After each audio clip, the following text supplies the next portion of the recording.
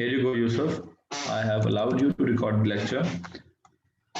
बहरहाल जी, इधर सुनेंगे जी, ब्रेक श्रेक मना चुके हैं, नमाज पढ़ चुके होंगे, जिस किसी को भूख लगी होगी कुछ ना कुछ खा चुके होंगे, फ्रेश हो चुके होंगे। आज हमने मैथ्स और फिजिक्स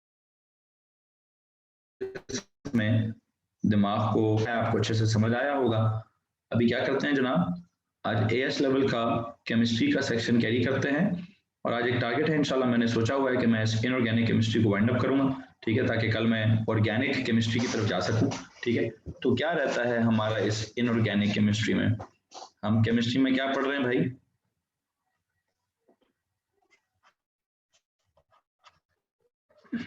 इनऑर्गेनिक आपको पढ़ाया जा रहा है, इनऑर्गेनिक केमिस्ट्री आपको पढ़ाई जा रही है।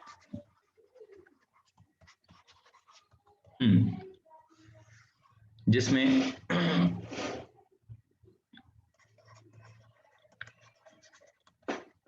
यूं समझिए कि आपको पूरे का पूरा पीरियोडिक टेबल पढ़ाने की हम कोशिश करते हैं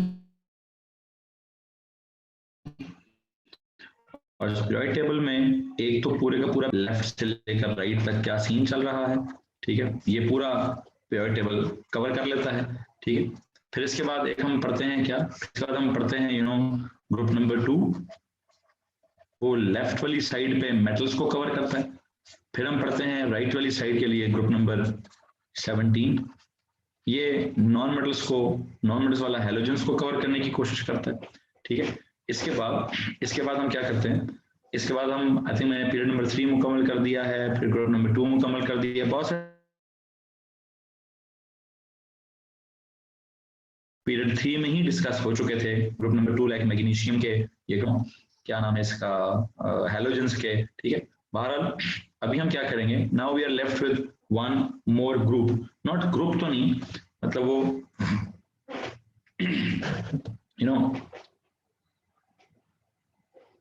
ग्रुप के हिसाब से तो नहीं पढ़ाया जाता। 2 एलिमेंट्स हैं, एक नाइट्रोजन है जो ग्रुप नंबर 5 या 15 का है, एक सल्फर है जो ग्रुप नंबर 6 या 16 का है। इन 2 एलिमेंट्स को मैंने थोड़ा सा डिटेल से पढ़ाने की कोशिश करनी है, तो प्लीज हेडिंग दीजिए, नाइट्रोजन एंड सल्फर की। आज के लेक्चर का नाम क्या है, आज के टॉपिक का नाम है नाइट्रोजन एंड सल्फर।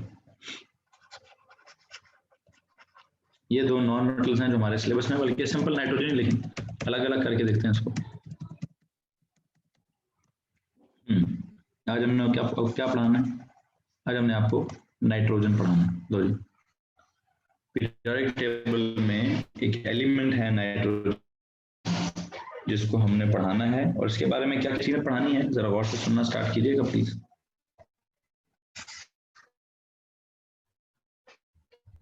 नाइट्रोजन, जरा मुझे सल्फर हमने पीरियड 3 में कवर नहीं की, रिएक्शन है मेरे ख्याल से उसका, हाँ देखूंगा क्या रहता है, अगर कवर हुआ तो नहीं पढ़ाऊंगा, देखेंगे स्पेसिफिकेशन के मुताबिक कौन सा रिएक्शन रहता है,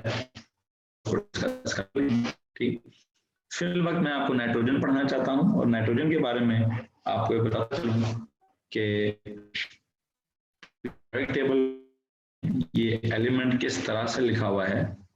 पीरियोडिक टेबल में देयर इज दिस नाइट्रोजन जो कि N, उसके साथ जो है वो ऊपर लिखा हुआ है, हमारा जो पीरियोडिक टेबल है उसमें ऊपर एटॉमिक नंबर्स लिखे होते हैं, नीचे लिखा हुआ है, ठीक, नीचे लिखा हुआ है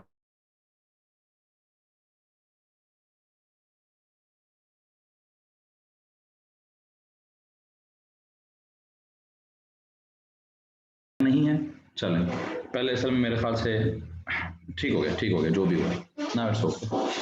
अच्छा जी, क्या पढ़ा रहा था भाई आपको एएस लेवल पे केमिस्ट्री में, हम नाइट्रोजन पढ़ा रहे थे।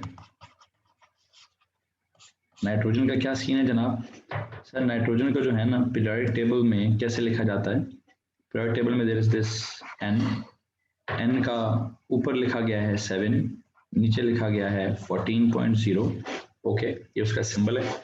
हम सबसे पहले क्या करते होते हैं, हम सबसे पहले किसी भी चीज़ की जब इलेक्ट्रॉनिक कन्फिगरेशन लिखते हैं, हम जब उसकी इलेक्ट्रॉनिक कन्फिगरेशन लिखते हैं तो आई होप यू नो कि सर हमें उसकी सारी केमिकल प्रॉपर्टीज समझ आना स्टार्ट हो जाती हैं। देयर इज दिस नाइट्रोजन, ऊपर इसका नंबर लिखा है 17, नीचे इसका नंबर लिखा है 14.0।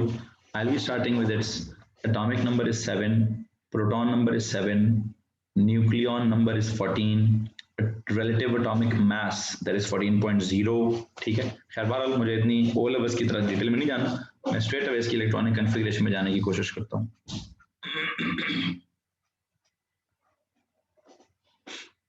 बच्चों अगर ओ लेवल्स वाली कन्फिगरेशन की जाए, व्हाट इज दैट, 2,5, ठीक है, और अगर AS वाली कन्फिगरेशन की जाए, what is that, 1s2, 2s2 और 2p क्या 3, और इसकी क्या अगर बॉक्स नोटेशन बना दी जाए, there is 1s2, there is 2s2 and there is this, so you know एक, तो 1s2, this is, आप लिख रहे हैं जी, मैं लिख रहा हूं, आपको दिख नहीं रहा है क्या जी बच्चों? एवरीवन, नजर नहीं आ रहा सर, स्क्रीन नजर नहीं आ रही बच्चों, स्क्रीन नजर आ रही है सर, सब क्लियर शो हो रहा है। मोहम्मद हैदर साहब कह रहे हैं सर कुछ नजर नहीं आ रहा जी, ठीक है, चेक करें दोबारा बेटा।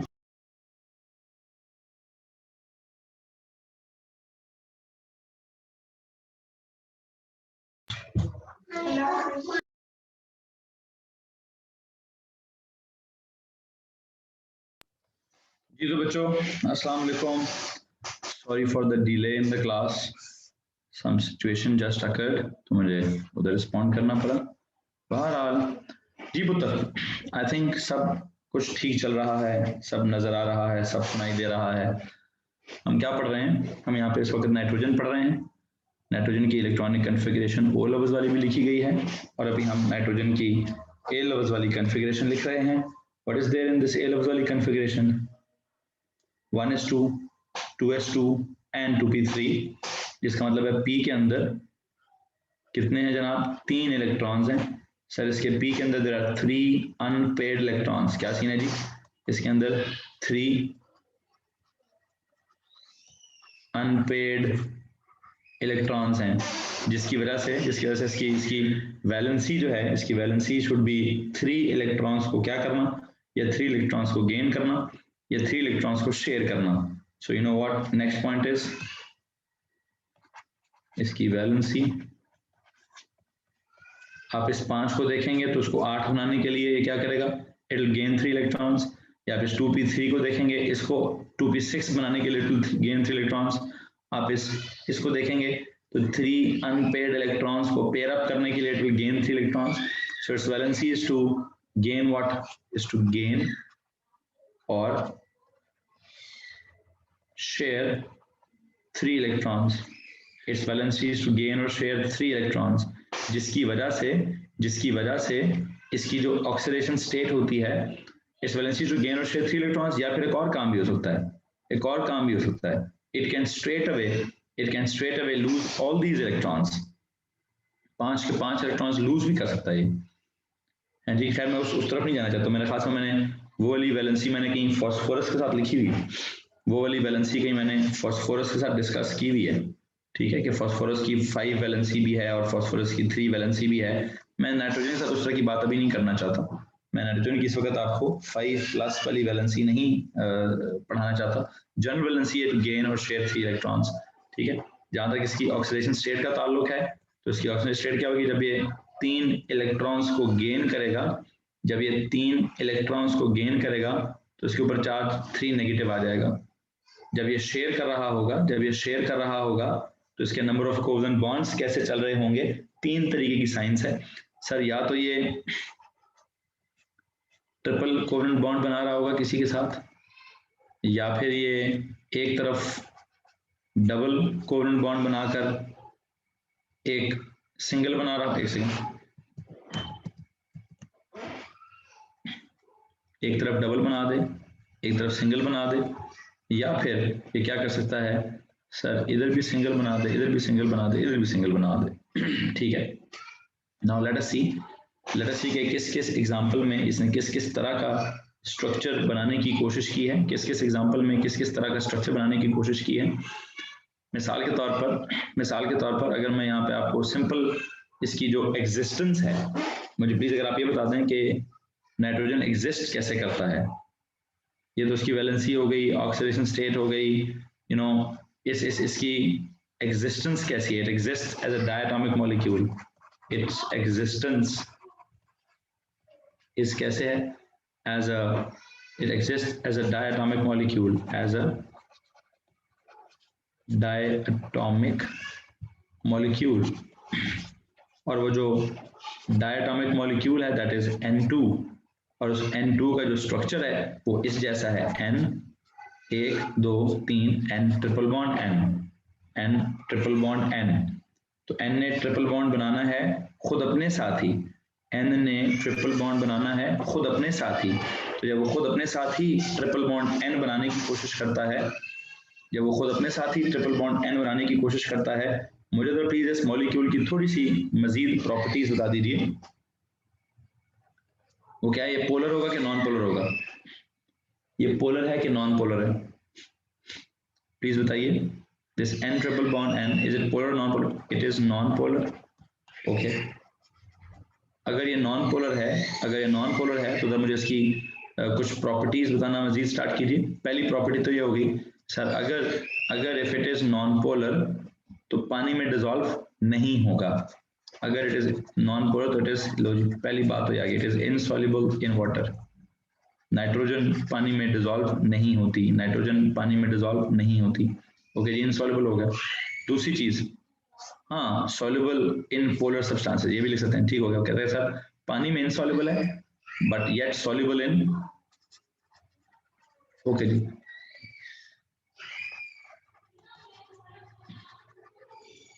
soluble in non-polar solvents. It is insoluble in water, but soluble in what? But soluble in non-polar solvents. Soluble in non-polar solvents. It is soluble in non-polar solvents. ठीक है, यहाँ तक अगर किसी को परेशानी है तो प्लीज हाथ खड़ा करेंगे। अच्छा जी, so you know what? Its existence is as a diatomic molecule. ठीक है, it is non-polar. It is insoluble in water. अच्छा, नॉन पोलर का एक और सीन भी है। नॉन पोलर का एक और सीन क्या है कि सर इनके इसके दरमियान इंटरमोलिकुलर फोर्सेस कौन कौन सी हैं? अगर ये नॉन पोलर है तो इंटरमोलिकुलर फोर्सेस कौन सी हैं? इंटरमोलिकुलर फोर्सेस जो हैं वो कौन सी हैं जी? सर या तो वो टीडी आईडी हैं, टीडी आईडी फोर्सेस हैं, या फिर हम उनको क्या कहते हैं, वैन डर वाल फोर्सेस कहते हैं। चूंकि इसका MR बहुत कम है, its MR is very low, that is like 7, कितना हो गया, 14 2 28, so I believe इतना लो MR है, इस वजह से सर क्या कह सकते हैं का, प्लीज कोई एग्जाम्पल, अच्छा नॉन पोलर सॉल्वेंट्स का कोई एग्जाम्पल दे सकते हैं? ओके जी, नॉन पोलर सॉल्वेंट्स की एक एग्जाम्पल लेना जरा, ब्रोमीन लिक्विड, ये नॉन पोलर है। फिर आप इसकी एक और एग्जांपल लेते कंपाउंड के तौर पर CCl4 लिक्विड, वो नॉन पोलर है। ठीक है, चलें। अच्छा जी, जो भी है, मैं कह रहा हूं कि इसका MR बहुत लो है, इस वजह से इसकी जो इंटरमोलिकुलर फोर्सेस की स्ट्रेंथ है, ठीक है, लो स्ट्रेंथ ऑफ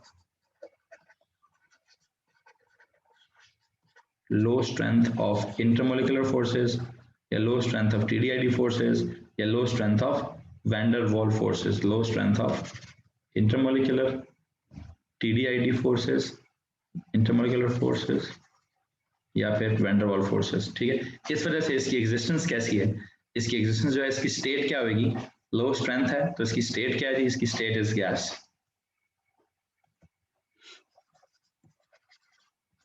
नो जी, इट्स अ गैस।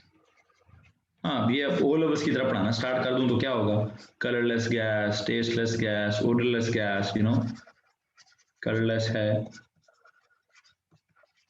टेस्टलेस है, ओडरलेस है। ठीक है, so you know what, this, बल्कि ये जो गैस है, it is present in air, ये तो बड़ी 78% ऑफ एयर है, this is present in air, in fact it is 78। Sir ये ऑब्जर्वेशंस के कैसे सवाल आते हैं, बस समझ आ जाएंगे आपको भी, बस सुनते जाइए सवाल। अब मैं सवाल तो नहीं पढ़ाऊंगा ना बेटा, सवाल की जब आपको वर्कशीट मिलेगी तो आपको समझ आ जाएगा, ठीक है। गैस है, कलरलेस है, टेस्टलेस है, ओडरलेस है, नंबर 1। नंबर 2 ये है कि इसका it is present in air, it is present in air, it is 78 to I believe 80%, 78 to 80% of air, it is 78 to 80% of air, air का मेजर हिस्सा ही है, एयर का जो मेजॉरिटी हिस्सा है वो है ही nitrogen. you know what, this is known as ozone, it is also known as, this nitrogen is known as air। एक होता है ना, आपने सुना है ओजोन, बच्चों किसी ने ओजोन सुना हुआ? what is ozone? Ozone is O3, ozone is O3, you know what is this nitrogen known as? This is known as ozone। ये जो बिल्कुल करीब है, जो एटमॉस्फेयर में जो सारी जगह है उसको हम क्या कहते हैं?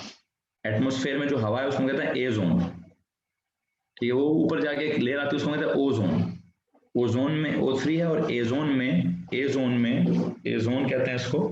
This is nitrogen is also known as azote, okay जी। Nitrogen is also known as azote. Please इसको एक साइड पे अपने पास एक नोट के तौर पर लिख दीजिए, अपने पास एक नोट के तौर पर लिख दीजिए। अच्छा, अब जो सीन है, जो सबसे इंपॉर्टेंट तरीन चीज है वो ये है कि गैस चूंकि पानी में डिजॉल्व कोई नहीं होती, तो इसका सीन क्या हुआ? इसका सीन ये हुआ सर जी ये न्यूट्रल है, ये तो कलरलेस है, टेस्टलेस है, ओडरलेस है, फिर आपने इनसॉल्युबल पहले से लिख दिया है, ठीक है। इनसॉल्युबल के साथ साथ ये न्यूट्रल भी है, ठीक है। एक और लिखें जी, this is neutral, not acidic, not basic. और जो सबसे इंपॉर्टेंट बात है वो है इट इज इनर्ट। ये समझाने वाली बात है, जो समझाना है वो क्या समझाना है, दैट इज ये इनर्ट गैस है। ये सवाल में पूछा गया है। जो सबसे पहली स्पेसिफिकेशन है मेरे पास, जो सबसे पहली स्पेसिफिकेशन है उसमें क्या कहा गया है? Explain the lack of reactivity of nitrogen. Nitrogen की इतनी लैक ऑफ रिएक्टिविटी क्यों है? अभी तक तो जो मैंने बोला वो ओ लफ्ज था। अब जो जुमला लिखा है स्पेसिफिकेशन की सबसे पहली लाइन है, इनर्ट का मतलब क्या हुआ सर जी? अनरिएक्टिव, अनरिएक्टिव, ठीक है। This is unreactive, okay. अब सवाल क्या पूछा गया है? स्पेसिफिकेशन में लिखा है जी explain the lack of unreactivity, the lack of reactivity of nitrogen. तो सवाल आप भी स्ट्रेट ऐसे ही लिखिए, एक्सप्लेन द लैक ऑफ, ये हमारी स्पेसिफिकेशन की सबसे पहली लाइन है, एक्सप्लेन अनरिएक्टिव मतलब lack of reactivity.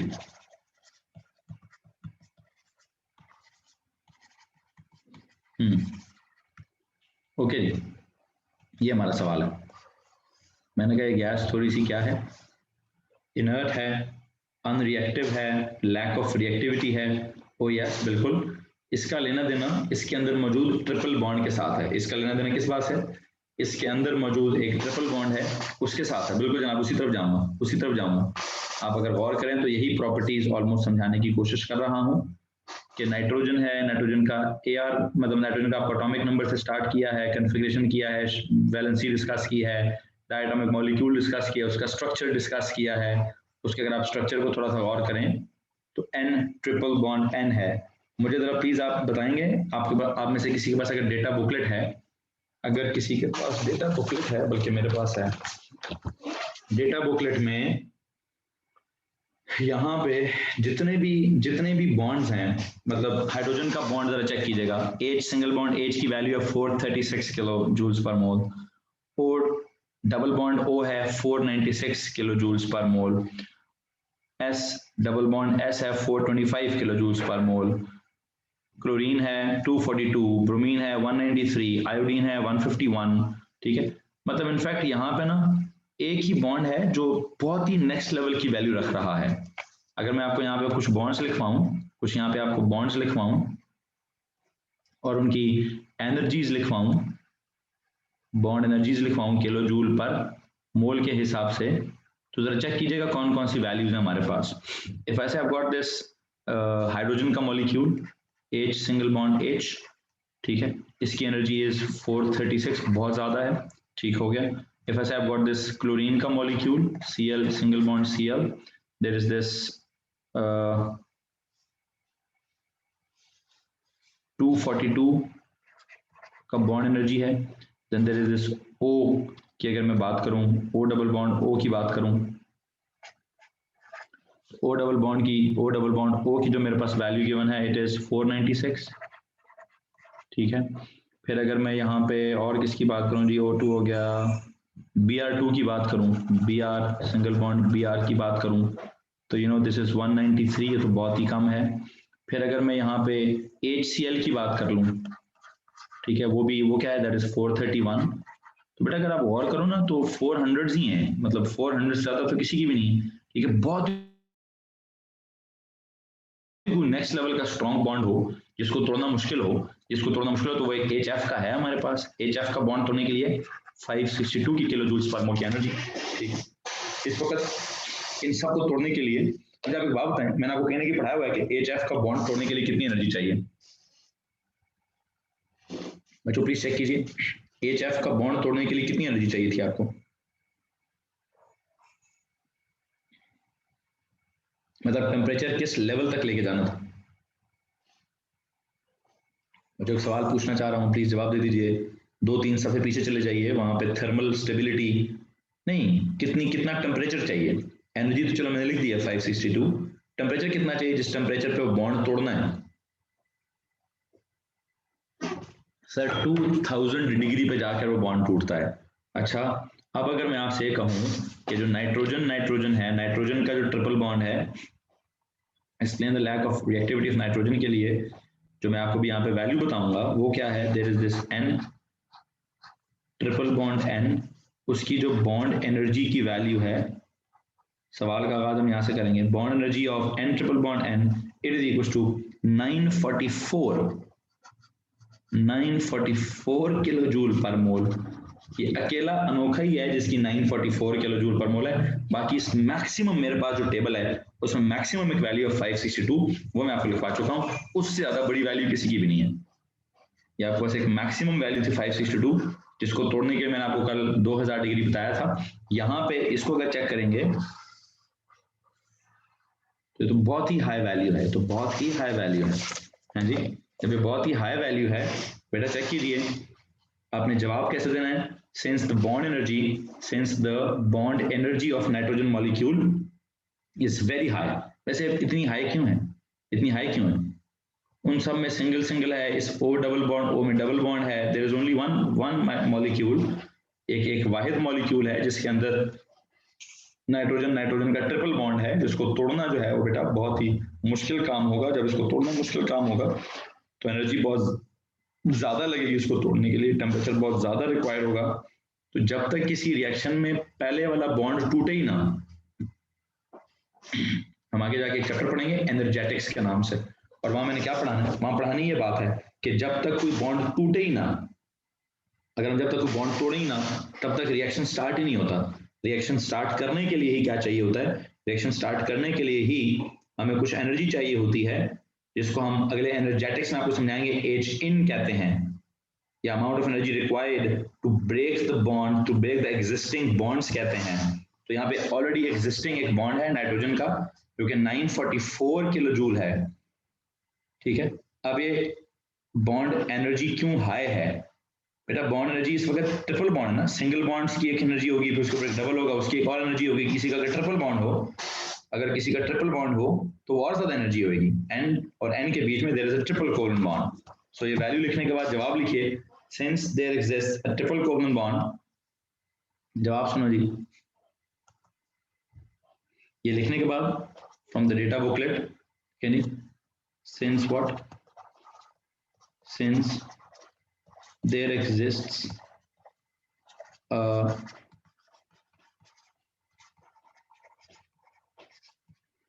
triple covalent bond, since there exists a triple covalent bond between what,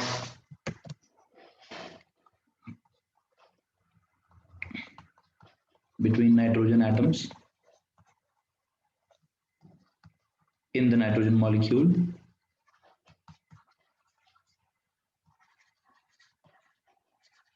okay, so what, since there exists a triple covalent bond between nitrogen atoms in the nitrogen molecule, so it requires a huge amount of energy to break, so it requires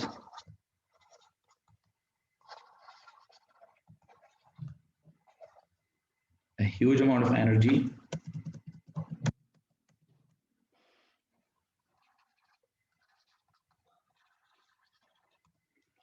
so it requires a huge amount of energy to break this bond. Okay, to break this bond. Okay, so what? So the activation energy, so the activation energy, so what? So the activation energy of the reaction of the reactions of nitrogen is going to be very high, is very high.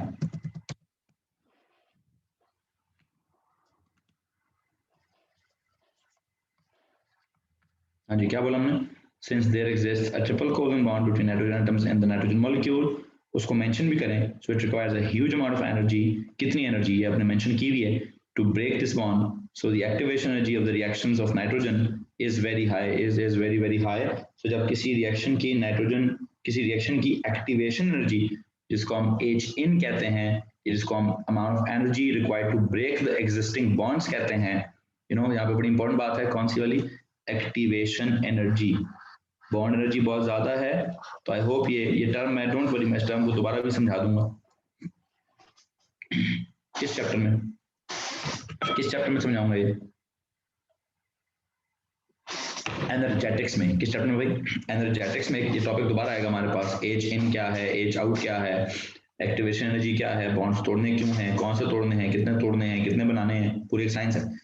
यहाँ पे there is this nitrogen is n triple bond n. हमारे पास जो data booklet में जो मेरे पास bonds given है सारे या तो सिंगल हैं, कोई एक आधा डबल है.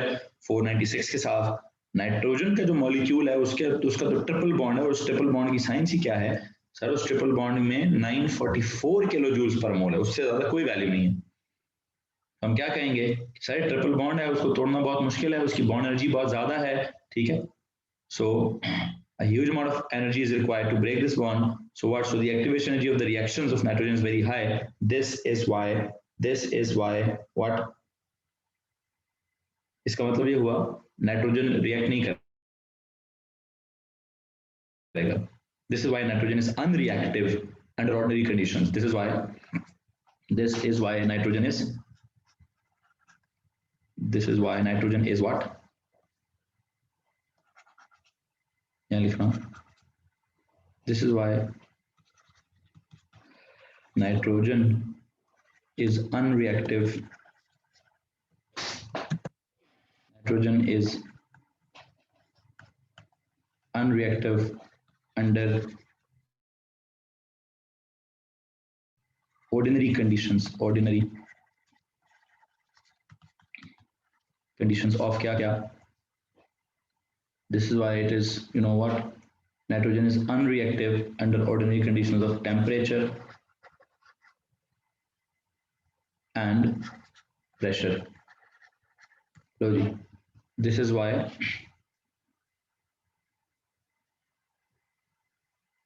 nitrogen is unreactive under ordinary conditions of temperature and pressure.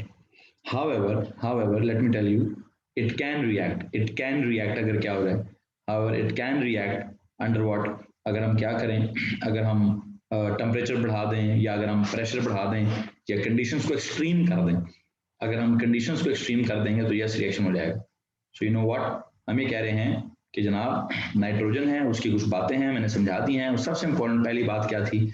Specification के मुताबिक क्या समझना जरूरी है? The unreactive nature of the lack of reactivity of nitrogen. इसका क्रेडिट किसको जाता है? इसका क्रेडिट नाइट्रोजन के मॉलिक्यूल में, नाइट्रोजन के एटम्स के दरमियान ट्रिपल कोवेलेंट बॉन्ड को जाता है, जिसकी बॉन्ड एनर्जी इतनी हाई है. ठीक है, since there exists a triple covalent bond between what? Between nitrogen atoms and the nitrogen molecule, so its bond energy is very high. एक और जो मैं लिखना था, so its bond energy is very high।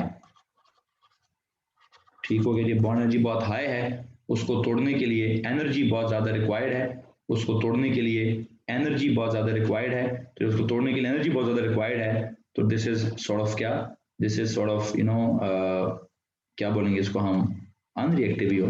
मुझे उम्मीद है इसमें किसी को परेशानी नहीं होगी। ये जुमला ना ओ लेवल्स में भी कहीं डिस्कस हुआ है, ओ लेवल्स में भी हम बच्चे को पढ़ाते हैं कि यार नाइट्रोजन क्या होता है, नाइट्रोजन जो है वो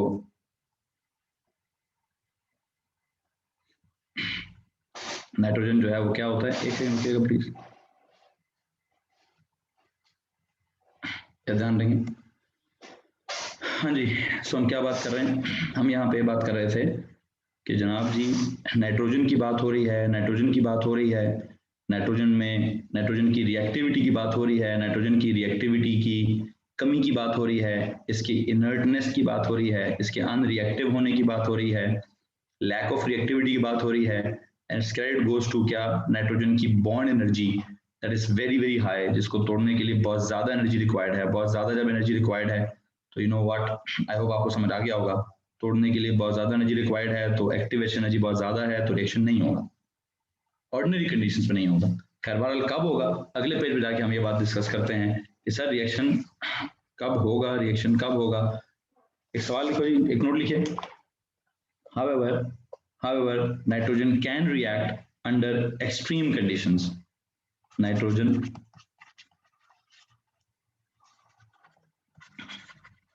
can react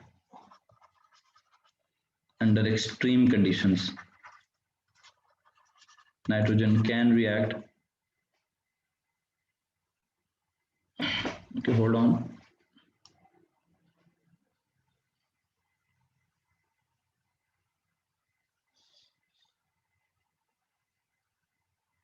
नो ये किसने भेजा,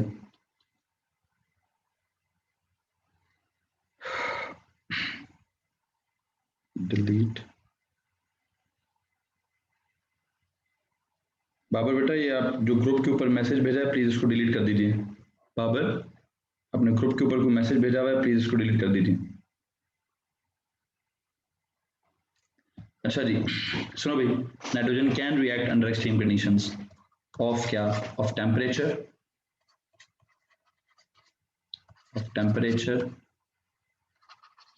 एंड प्रेशर।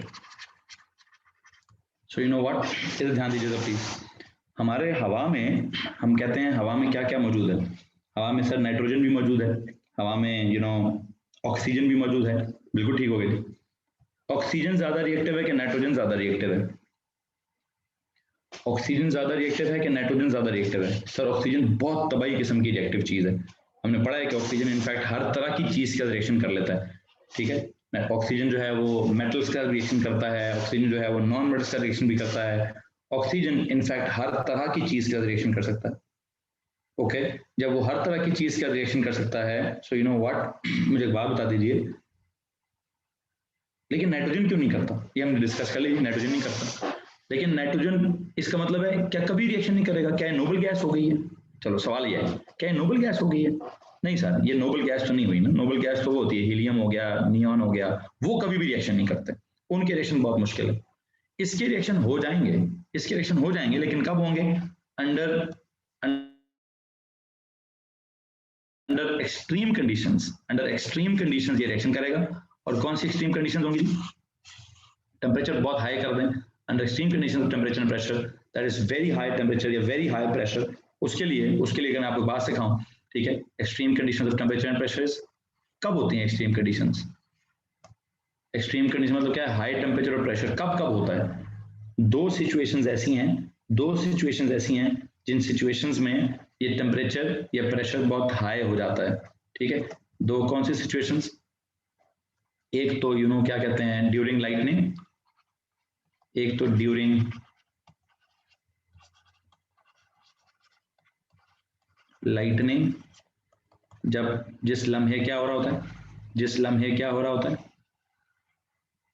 जिस लम्हे बिजली चमक रही होती है, उस लम्हे में, अब बिजली जो है ना, बिजली क्या चीज है, बिजली सर एक तरह का इलेक्ट्रिकल एनर्जी है, एक तरह का विदाउट एक्सट्रीम कंडीशंस नॉर्मली कौन से एलिमेंट से करता है? किसी से नहीं करता। नाइट्रोजन किसी से रिएक्ट नहीं करता।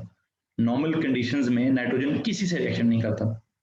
अगर नाइट्रोजन रिएक्ट करता होता तो हवा में हर चीज के साथ नाइट्रोजन रिएक्ट करता। नाइट्रोजन की इतनी ढेर सारी परसेंटेज है, नाइट्रोजन इतनी ढेर से, फ्लोरीन से भी नहीं करेगा। नो सॉरी, फ्लोरीन से भी नहीं करेगा।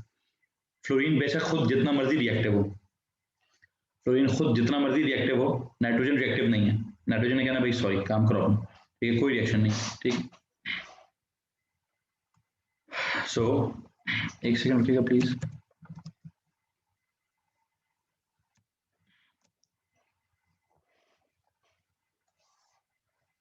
मोहम्मद हुसैन, बेटा हमारी क्लास में कोई मोहम्मद हुसैन है बच्चों? हमारी क्लास में कोई बच्चा है मोहम्मद हुसैन?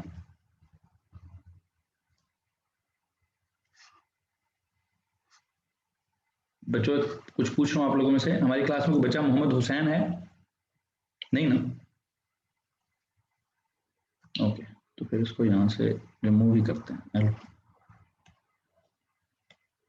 अच्छा जी, जी भाई, हम यहाँ क्या बात कर रहे हैं? हम यहाँ ये बात कर रहे हैं कि जनाब नाइट्रोजन ने ऑर्डिनरी कंडीशंस पे, नॉर्मल कंडीशंस पे किसी भी दुनिया की चीज से रिएक्शन नहीं करना।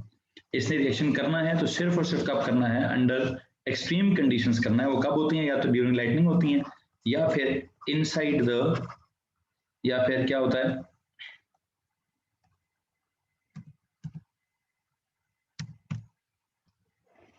बच्चों? यार बड़ी मेहरबानी होगी आप लोगों की अगर आप लोग एक ही दफा ज्वाइन किया करना। मुड़ मुड़ के जो ज्वाइनिंग है बहुत ज्यादा डिस्टर्बेंस होती है, मुड़ मुड़ के जो आपकी ज्वाइनिंग है बहुत ज्यादा डिस्टर्ब करती है क्लास को। या ध्यान दीजिए प्लीज। या आपने इतना लेट क्यों ज्वाइन किया है? अभी ये कौन सा टाइम है बेटा आपका क्लास को ज्वाइन करने का? जी आया बेटा, थोड़ा सा एक्सप्लेनेशन देंगे?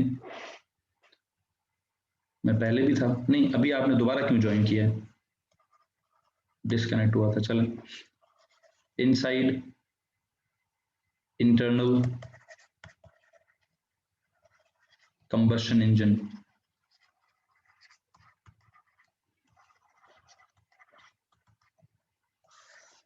जी भाई दो बातें हैं। लाइटनिंग जब होती है तो मैं क्या कह रहा था, बेसिकली आसमान पे या ऊपर बादलों में कोई चार्ज स्टोर हुआ होता है, जमीन किसी तरह से उसको भी ऑपोजिटली चार्ज कर दिया जाता है इलेक्ट्रोस्टैटिक इंडक्शन के थ्रू। इतना ज्यादा चार्ज हो जाता है कि इलेक्ट्रिकल करंट ऊपर बादलों से नीचे जमीन की तरफ ट्रेवल करता है, ठीक है।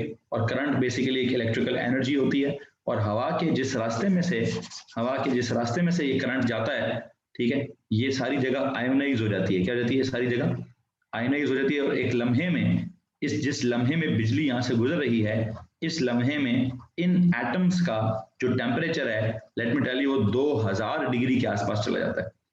इनमें से जब इलेक्ट्रिकल करंट गुजरता है तो इस लम्हे में, जिस लम्हे में जहां जहां से करंट गुजर रहा है, जहां जहां से करंट गुजर रहा है,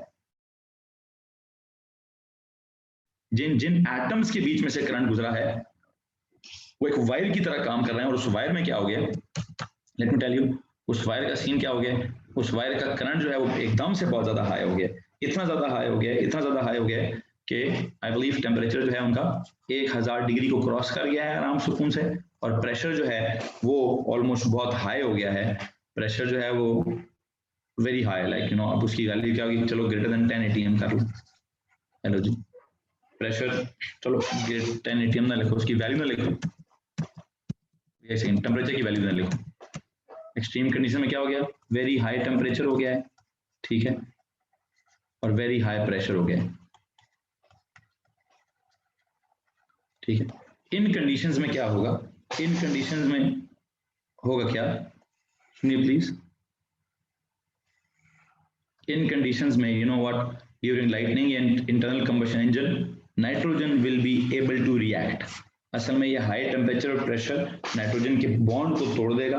नाइट्रोजन के बॉन्ड को तोड़कर क्या बना देगा भाई, नाइट्रोजन को रिएक्टिव बना देगा, ठीक है, नाइट्रोजन को रिएक्टिव बना देगा। Nitrogen can react under extreme condition, temperature and pressure. Extreme conditions क्या है, ड्यूरिंग लाइटनिंग, और ये क्या है, inside internal combustion engine, what happens, nitrogen can react with oxygen, nitrogen reacts with oxygen, ठीक है, टू फॉर्म क्या चीज, देखें जी,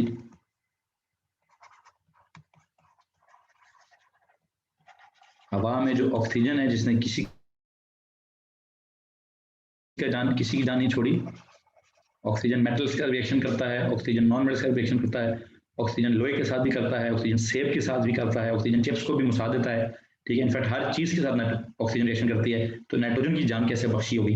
क्योंकि नाइट्रोजन नॉर्मल कंडीशन में बहुत इनर्ट था, जब हाई टेम्परेचर और हाई प्रेशर मिला तो ऑक्सीजन ने कहा चलो भाई तुम्हारे साथ भी रिएक्शन होगा। Nitrogen reacts with oxygen to form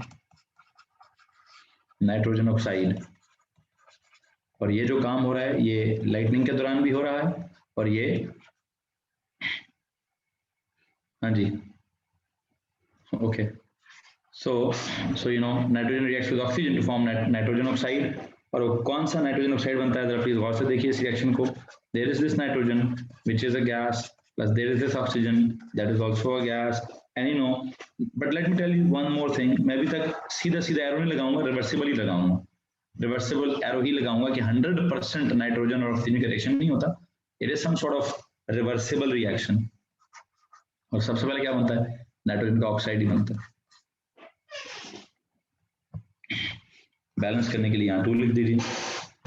temperature इसका यहाँ पे मतलब यू नो जो भी टेम्परेचर है, हाई टेम्परेचर है, हाई प्रेशर है, तो ये चीज बन जाती है, ठीक है। रिवर्सिबल का इस वक्त फिलहाल मतलब क्या है?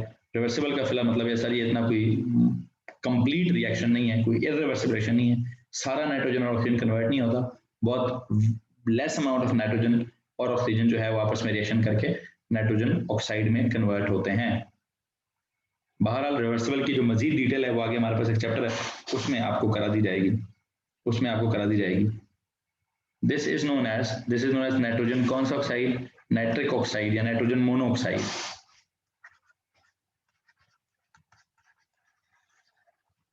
नाइट्रोजन मोनोऑक्साइड, ये जो नाइट्रोजन मोनोऑक्साइड होती है, नाइट्रोजन मोनोऑक्साइड फिर तो फ्लोरीन के साथ भी इरिवर्सिबल रिएक्शन हाँ हो तो सकता है, लेकिन बात हुई है ना कि कंडीशन चाहिए ना एक्सट्रीम, फिर बहुत एक्सट्रीम कंडीशंस वहां भी मेंशन करनी पड़ेंगी। लेकिन मैं फ्लोरीन को नहीं ज्यादा सिग्निफिकेंस मतलब देना चाहता, अगर फ्लोरीन हमारे सिलेबस में है नहीं ना, अगर होता तो हाँ इसी तरह का पढ़ाता, एग्जैक्टली ऐसे ही पढ़ाता नाइट्रोजन फ्लोराइड, लेकिन नहीं पढ़ाना चाह रहा, ठीक है। So you know there is this nitrogen monoxide. अब नाइट्रोजन मोनोऑक्साइड की फर्दर ऑक्सीडेशन भी हो सकती है, ठीक है। Nitrogen monoxide is further oxidized to nitrogen dioxide. इस बात को सुनिएगा प्लीज।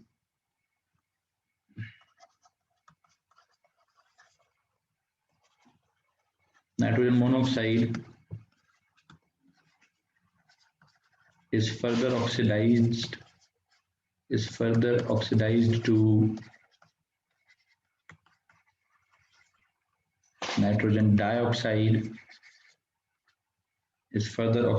to nitrogen dioxide, ठीक है। by what?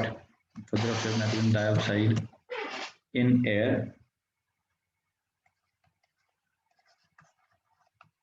कैसे? उस रिएक्शन को भी जरा देख लीजिए सर, क्या होता है जो नाइट्रोजन मोनोऑक्साइड है, some molecules of nitrogen monoxide they react with what? They react with this हवा में मौजूद gas and it converts into क्या? It converts into NO2 nitrogen dioxide gas. इसको अगर आप बैलेंस करेंगे तो आई बिलीव यहाँ पे आपके पास कहीं हाफ लिखना पड़ेगा, यहाँ पे आपके पास कहीं हाफ लिखना पड़ेगा जी। यहाँ तक अगर किसी को मसला है तो प्लीज हाथ खड़ा कर दीजिए। Anyone? No? So you know हम क्या बात कर रहे हैं, हम यहाँ पे बेटा नाइट्रोजन मोनोऑक्साइड की को ऑक्सीडाइज कर रहे हैं, we are oxidizing it to nitrogen dioxide. Nitrogen monoxide is further oxidized to nitrogen dioxide in air, okay. अब ये दो मैंने ऑक्साइड्स बनाए हैं, नाइट्रोजन के का मोनोऑक्साइड और नाइट्रोजन का डाइऑक्साइड, प्लीज मुझे आप एक बात बताएंगे इनकी नेचर क्या है? Both these oxides are what? Both these oxides are extreme conditions में, मतलब एक्सट्रीम कंडीशंस में कंप्लीटेशन नहीं होता। नहीं मैं ये तो नहीं कह रहा कि नहीं होता, बस मैं कह रहा हूँ कि आप जिस किसी रिएक्शन के लिए टेम्परेचर बहुत हाई करना पड़े, कंडीशन स्पेसिफिक रखनी पड़े, तो एक तरह का रिवर्सिबल रिएक्शन होता है, ठीक है। वो मैं आगे रिवर्सिबल रिएक्शन की जब कंडीशंस पढ़ाऊंगा तो खुद अच्छे से समझ भी आ जाएगा, ठीक है। अभी अगली बात पे चलते हैं। Both these oxides of nitrogen are what? Non metallic oxides है ना, तो नॉन मेटेलिक ऑक्साइड्स क्या होते हैं? Since non metallic oxides are acidic in nature, since non-metallic oxides are generally what? Are generally acidic in nature, are acidic in nature. So what? Are generally acidic in nature. So nitrogen oxides are also acidic. So nitrogen oxides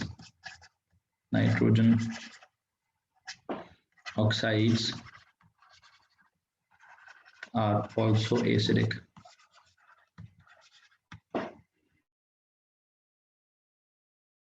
acidic का मतलब क्या है?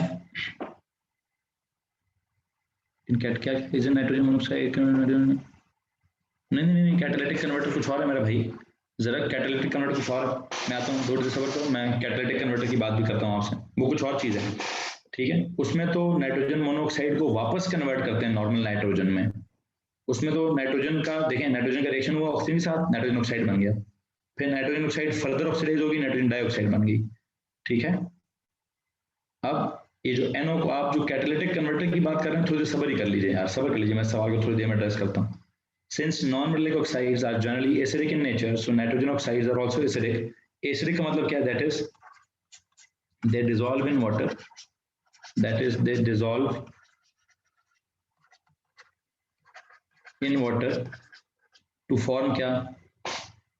To form acidic solutions. To form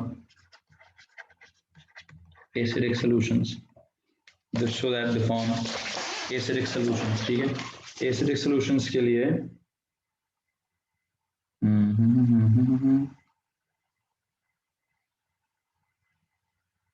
okay, तो देखते हैं जनाब, to form acidic solutions. Acidic solutions कैसे करेंगे?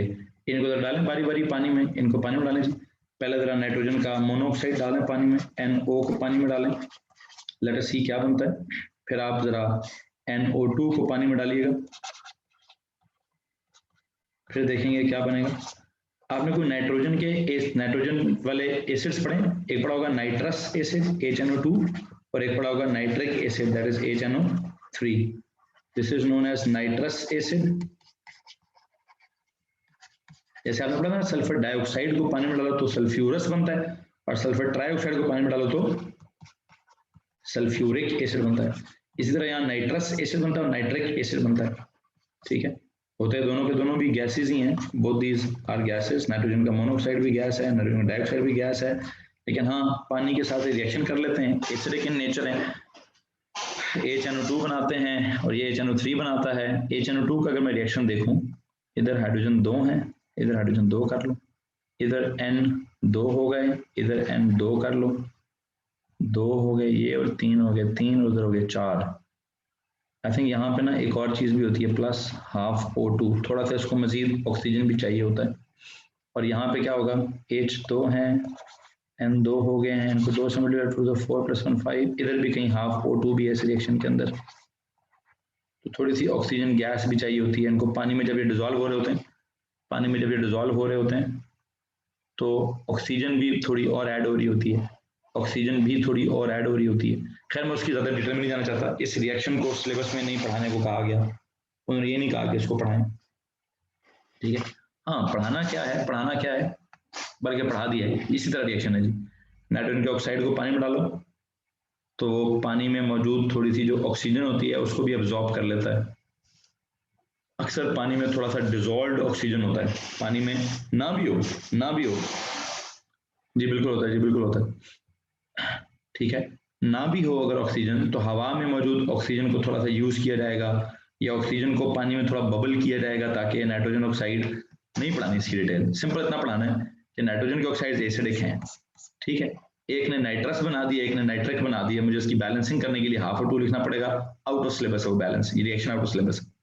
सिलेबस में क्या है, सिलेबस में है चूंकि ये एसिडिक हैं, what do they cause, what are they are air pollutants, yes these oxides are NO2, what are they, NO2 are air pollutants, They are air pollutants. What do? They cause acid rain. They are air pollutants. They cause acid rain. ये वो acid rain वाला reaction है. कहाँ से होगी acid rain? Sir अगर हवा में नाइट्रोजन का ऑक्साइड मौजूद है या हवा में नाइट्रोजन के डाइऑक्साइड मौजूद है तो बारिश के पानी के साथ ये बारिश का पानी और थोड़ी सी हवा में मौजूद और ऑक्सीजन जो है या हवा में रिएक्शन कराया कि नाइट्रोजन के ऑक्साइड बारिश के पानी के साथ ऑक्सीजन की मौजूदगी में रिएक्शन करके नाइट्रस बना लेंगे या नाइट्रिक एसिड बना लेंगे और ऊपर बारिश की बजाय क्या गिरेगा? ऊपर से बारिश की बजाय क्या गिरेगा? सर जी बारिश की बजाय जो है ना फिर ऊपर से एसिड गिरेगा, ऊपर से एसिड गिरेगा. ठीक है, यहां तक किसी को परेशानी है? तो हमने क्या कहा? हमें कह रहे हैं नॉन मेटालिक ऑक्साइड्स अब एसिडिक होते हैं तो नाइट्रोजन के ऑक्साइड्स भी क्या है? ठीक है जी, बिल्कुल ऐसे ही है जी, ऐसे ही है. A2 में भी नहीं है बेटा, FSC में पढ़ानी है रिएक्शन, इनकी बैलेंसिंग FSC में. खैर अभी भी मैंने लिख दिया, बैलेंस तो मैंने कर दिया, बैलेंस मैंने कर तो दिया और क्या चाहिए जी. हमने कहा नाइट्रोजन के जो ऑक्साइड्स होते हैं व्हाट आर दे? स्पेसिफिकेशन में क्या लिखा था? स्पेसिफिकेशन में पहले लिखा था state and explain the natural and man made occurrences of the oxides of nitrogen. Natural occurrence क्या है? ऑक्साइड्स ऑफ नाइट्रोजन की नेचुरल अकरेंस क्या है? सर जब लाइटनिंग होती है तो नाइट्रोजन का ऑक्साइड बन जाता है, नाइट्रोजन का डाइऑक्साइड बन जाता है. मैन मेड अकरिंग क्या है? मैन मेड अकरेंस क्या है? सर वो जो गाड़ियां होती हैं, गाड़ियों के अंदर जो इंजन होता है, इंजन के अंदर सिर्फ हवा तो नहीं जाती ना. इंजन के अंदर जब एक तरफ से पेट्रोल जाता है एक तरफ से हवा जाती है, उनका रिएक्शन होता है. वैसे तो पेट्रोल के मॉलिक्यूल्स ऑक्सीजन के साथ रिएक्शन करके कार्बन डाइऑक्साइड और वाटर और पता नहीं एनर्जी पैदा कर रहे होते हैं, लेकिन जो ऑक्सीजन अंदर गई है उसके साथ थोड़ा नाइट्रोजन भी इंजन के अंदर चला जाता है, क्योंकि वहां तो एयर के कार्बोरेटर्स होते हैं, तो एयर के थ्रू एयर जाती है ना पूरी. तो ऑक्सीजन ने पेट्रोल से रिएक्शन कर लिया, आग लग गई, टेम्परेचर बहुत हाई हो गया और इतने हाई टेम्परेचर पे ऑक्सीजन ने पेट्रोल के साथ रिएक्शन करने को छोड़कर ऑक्सीजन ने नाइट्रोजन से रिएक्शन करना स्टार्ट कर देना. ऑक्सीजन ने नाइट्रोजन से रिएक्शन करना स्टार्ट कर देना, और उसने जब नाइट्रोजन से रिएक्शन करना स्टार्ट कर देना है तो क्या होगा बताइए प्लीज? ये वाले रिएक्शंस होंगे इतने हाई टेम्परेचर पे. तो मैन मेड अकरेंस भी हो गया, नेचुरल अकरेंस भी हो गया. फिर कहता है and explain their catalytic removal from the exhaust gases of internal combustion engines. हाँ, इसका कैटालिटिक रिमूवल कैसे होगा? ठीक है, अगर ये पोल्यूटेंट्स हैं तो इनको रिमूव कैसे करेंगे? if they cause acid rain तो जनाब क्या करेंगे जी? they can be removed from the, लिखें जी, अगला एक नोट लिखिए, oxides of nitrogen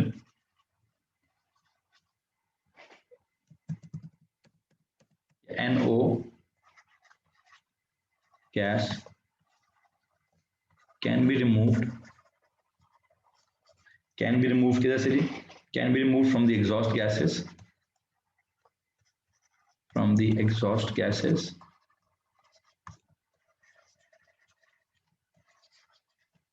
of क्या? of the internal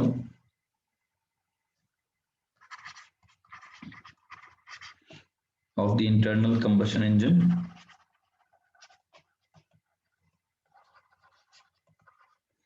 जी. बिलाल एक सेकेंड, आदिल मलिक आप क्लास में हैं? फातिमा आदिल आप क्लास में हो बेटा?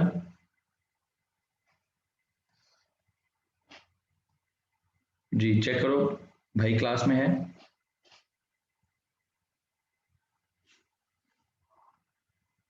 जी वो तो चेक करो भाई क्लास में या उसने भी ज्वाइन किया है? उससे पूछो सर कह रहे हैं किस आईडी से ज्वाइन कर रहे हो, उससे पूछो किस आईडी से ज्वाइन कर रहे हो. ओके फातिमा बेटा भाई से पूछें किस आईडी से ज्वाइन कर रहे हो. अच्छा जी, सो हम क्या कह रहे हैं? Nitrogen oxide can be remove from the exhaust gases of the internal combustion engine by what? By using क्या? By using catalytic converter. By using, ठीक है, by using catalytic converter. What is this catalytic converter? सुनो जी, catalytic converter का क्या scene है?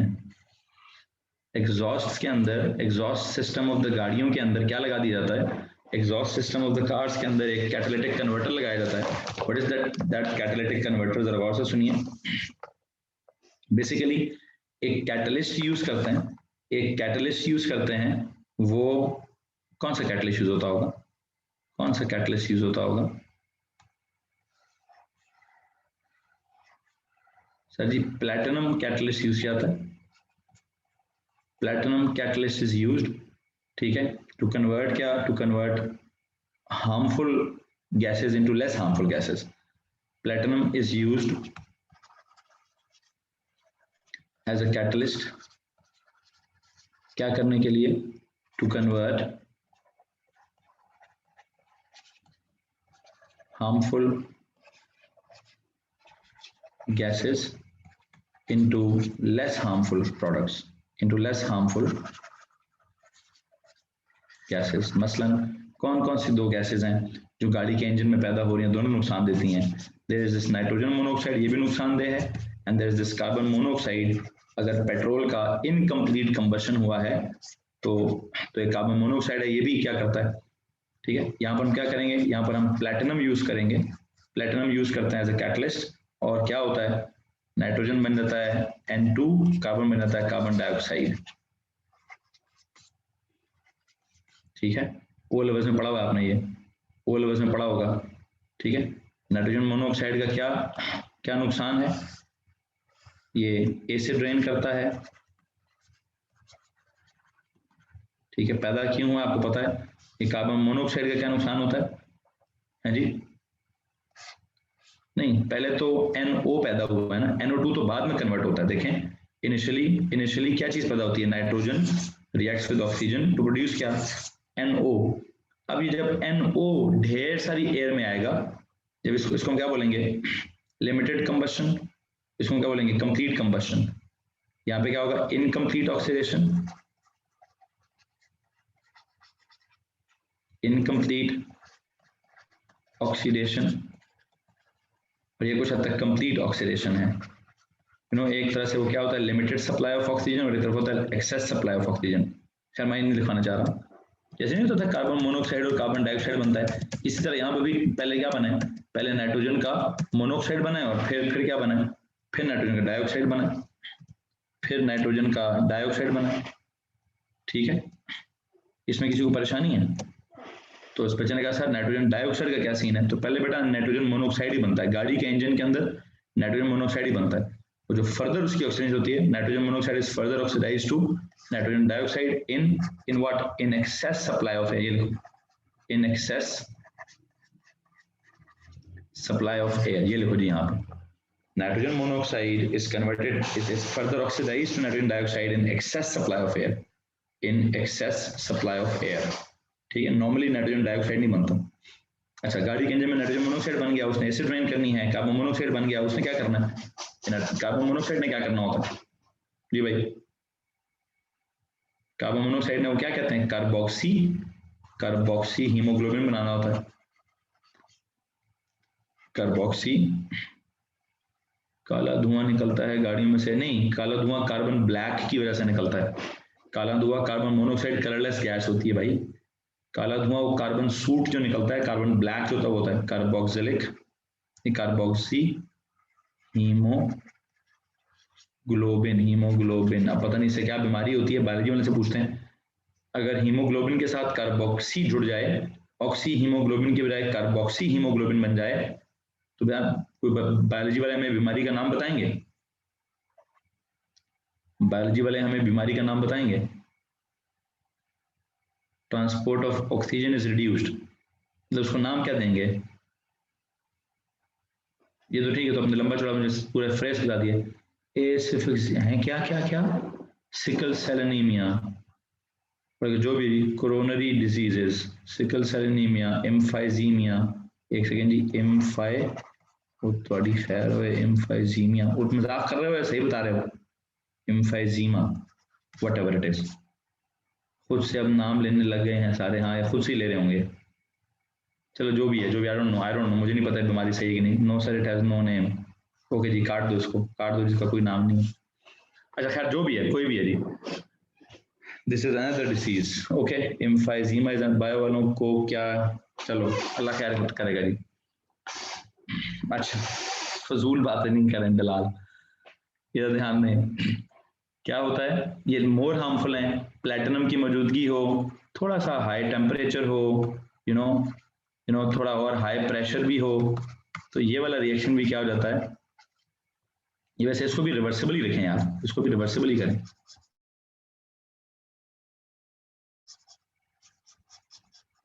Hundred percent conversion तो नहीं होती, 100% कन्वर्जन तो नहीं होती, ठीक है।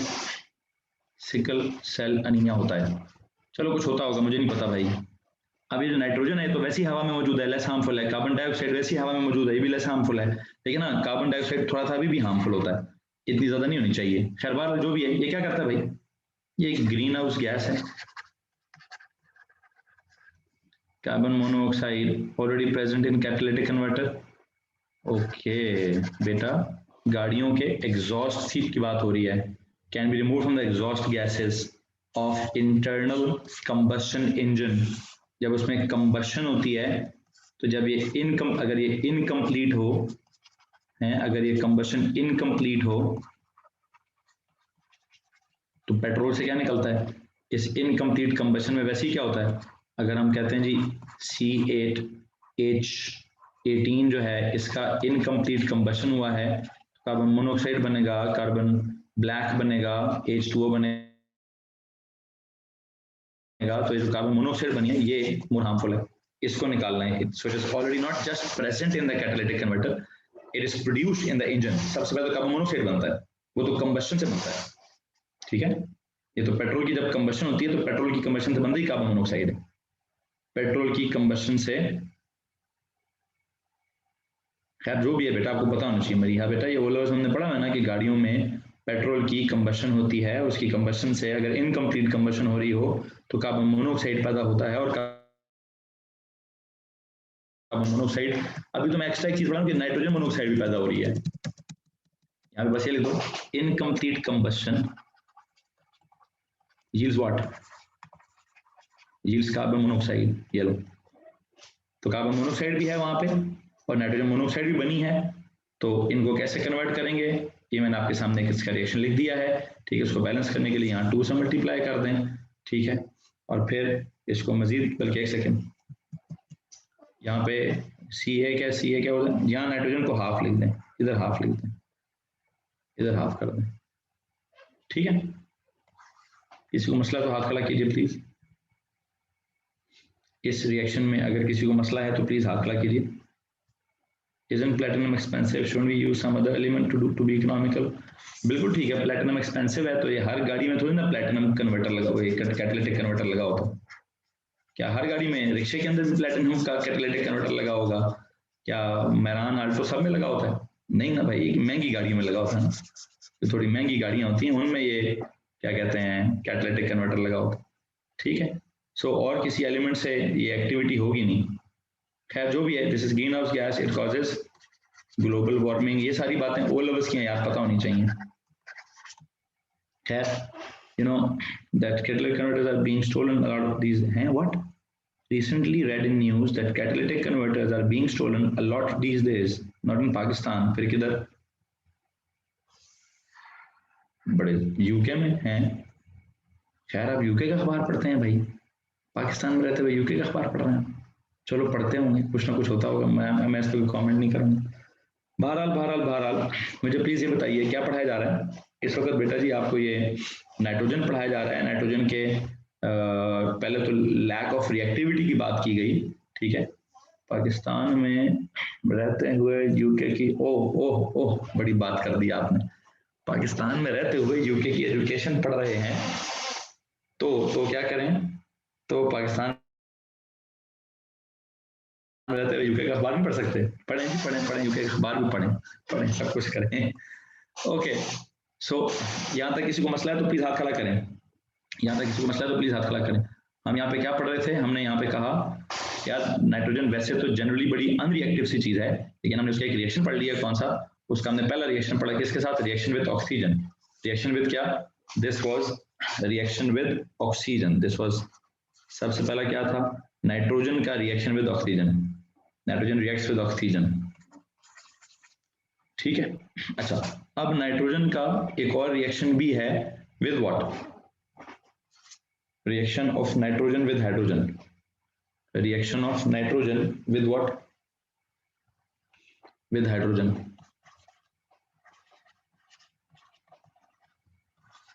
Reaction of nitrogen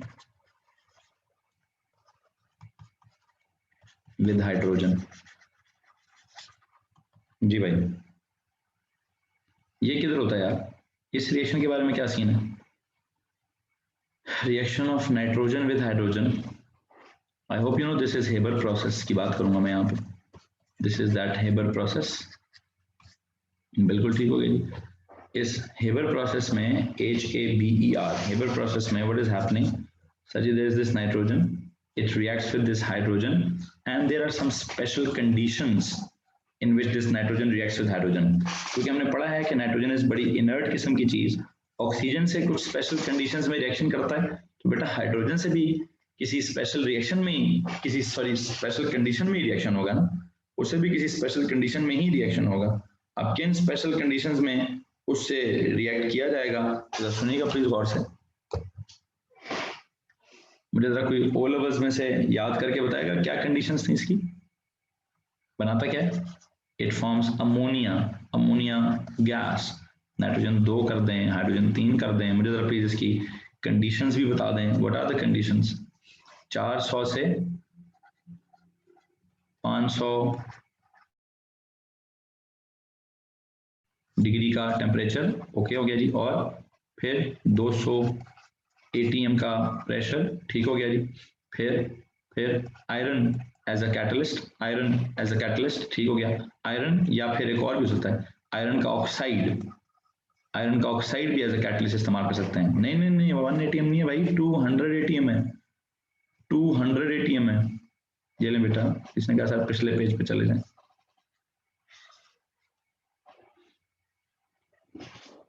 ji okay, वापस आते हैं, हम क्या पढ़ रहे थे, हम क्या पढ़ रहे हैं बेटा, गौर से सुनिए, हम यहाँ पे ये बात कर रहे हैं कि नाइट्रोजन और reaction of nitrogen with hydrogen पढ़ रहे हैं, जिसको हमने हेबर प्रोसेस कहा है, ठीक है। इस हेबर प्रोसेस में what happens under these conditions, ये कंडीशंस याद करने वाली हैं बस, इन कंडीशंस को हेबर प्रोसेस की कंडीशंस कहा जाता है, ठीक है। व्हाट हैपेंस, गौर से मेरी बात सुनिएगा sir, under these conditions nitrogen reacts with hydrogen to form this ammonia, to form this ammonia. अब इस अमोनिया की अगर आप प्रॉपर्टीज देखेंगे, इस अमोनिया की अगर आपने प्रॉपर्टीज देखना स्टार्ट करनी है तो जरा गौर से सुनिए जी। अमोनिया की सबसे पहली बात क्या है कि सर इसके स्ट्रक्चर ड्रॉ करें ना, 1 2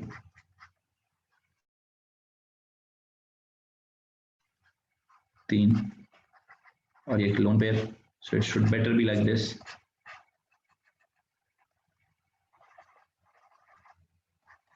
हाँ जी, याद है इसकी क्या शेप पड़ी है आपने, ट्राइगोनल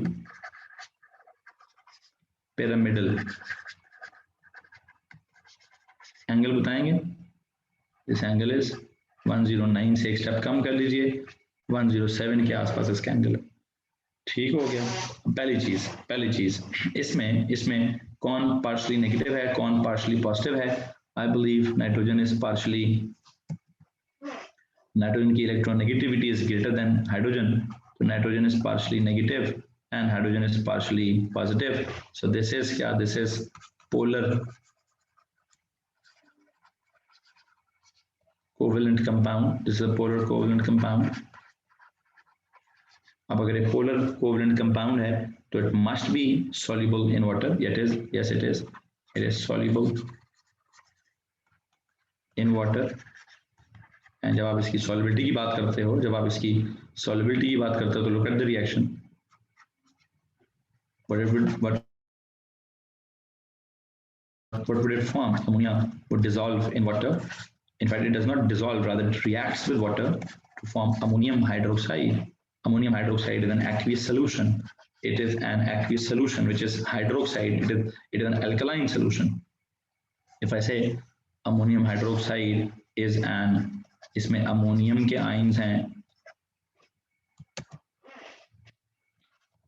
NH4 पॉजिटिव के आयन्स हैं और OH1 नेगेटिव के आयन्स हैं। तो डोंट यू सी, जिसमें OH1 नेगेटिव के आयन्स होते हैं उसको हम एल्कली बोलते हैं।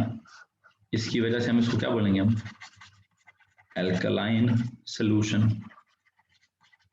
तो अगर इसको हम एल्कलाइन सोल्यूशन बोलेंगे तो अमोनिया को क्या बोलेंगे, इसका मतलब अमोनिया इज क्या, is soluble in water, ammonia is basic in nature, ammonia is basic in nature.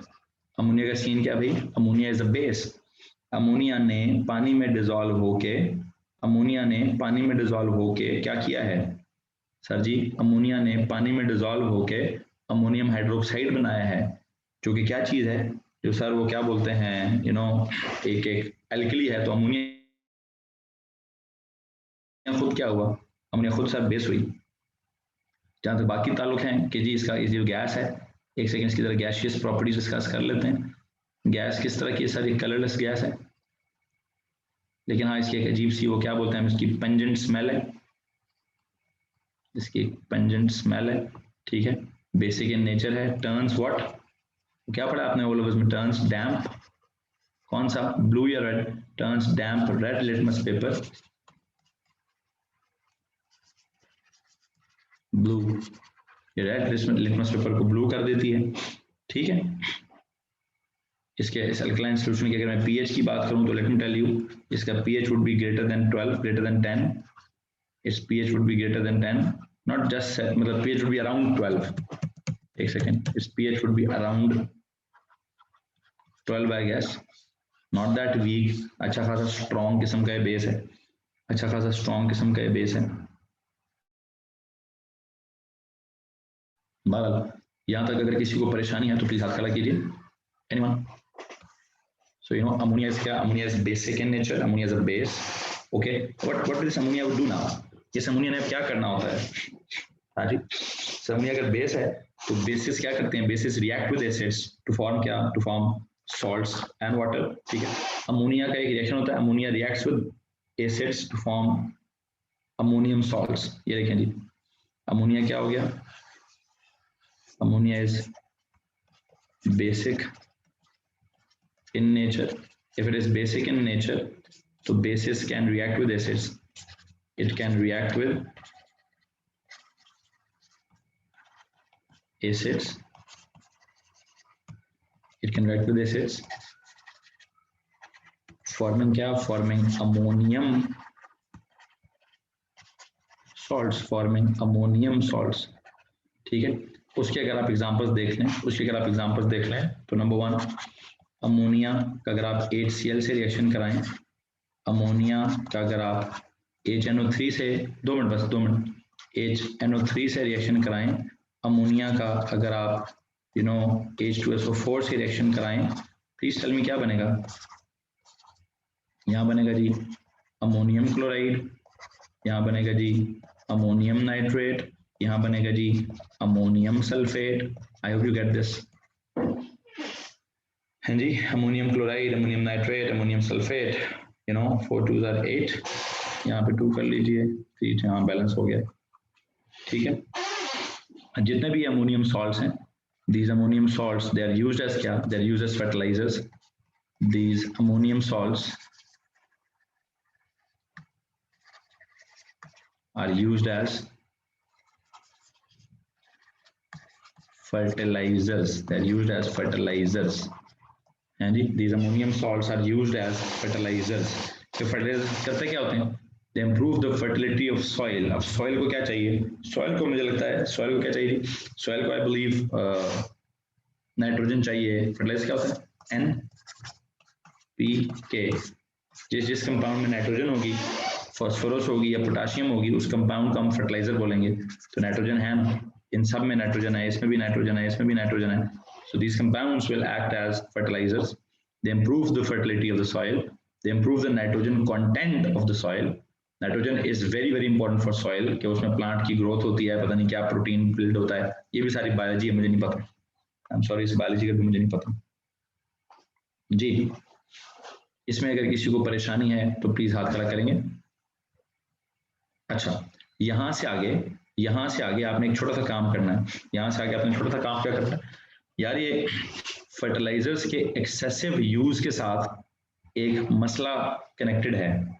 एक छोटा सा नोट लिखेंगे, there is an environmental problem associated with the excessive use of क्या,